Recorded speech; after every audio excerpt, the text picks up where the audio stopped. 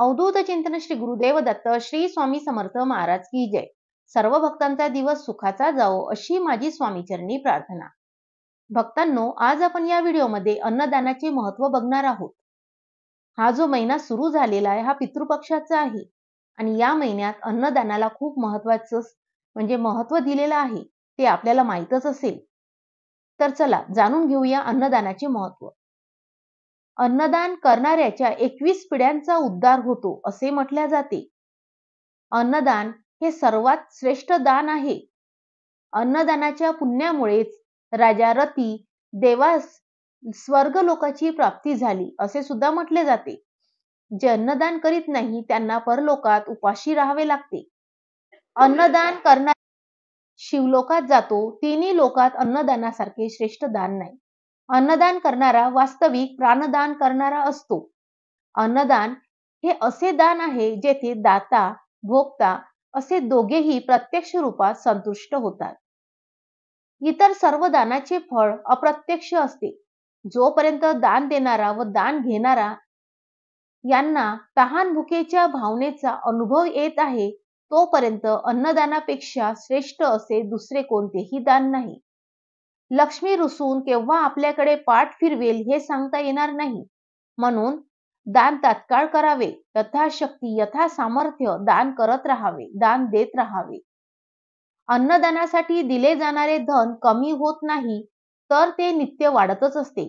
जसे विहिरीतील पाणी काढल्याने अधिक स्वच्छ होऊन पाण्याचा साठा वाढतो, त्याप्रमाणे संसारात अन्नदानासारखे श्रेष्ठ दान पूर्वीही नव्हते आणि पुढेही नसेल।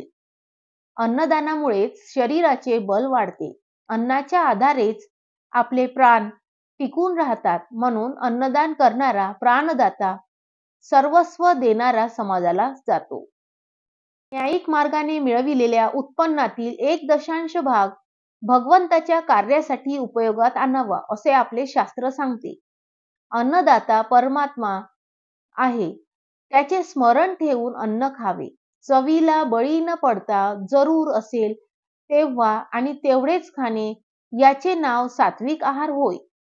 शेकडो मनुष्यात एखादा शूर असतो, हजारात एखादा पंडित असतो, लाखात एखादा वक्ता असतो, परंतु या सर्वात एखादाच दाता असतो किंवा नसतो। अन्नदानासारखे न्यायिक मार्गाने मिळविलेल्या उत्पन्नातील 1/2 भाग भगवंताच्या कार्यासाठी उपयोगात आणावा असे आपले शास्त्र सांगते। अन्नदाता परमात्मा आहे, त्याचे स्मरण ठेवून अन्न खावे। चवीला बळी न पडता जरूर असेल तेव्हा आणि तेवढेच खाणे, याचे नाव सात्विक आहार होय। शेकडो मनुष्यात एखादा शूर असतो, हजारात एखादा पंडित असतो, लाखात एखादा वक्ता असतो, परंतु या सर्वात एखादाच दाता असतो किंवा नसतो। अन्नदानासारखे श्रेष्ठ दुसरे दान नाही। भुकेलेला अन्न देणे आणि भगवंताच्या नामाचे स्मरण करणे, या दोनच गोष्टी परलोकात उपयोगी पडतात। तर असे आहे अन्नदानाचे महत्त्व। तर आपण सुद्धा अन्नदान करूया आणि जेवढा आपला पुण्याचा साठा वाढवता येईल तेवढा वाढवूया। श्री स्वामी समर्थ। जय जय स्वामी समर्थ।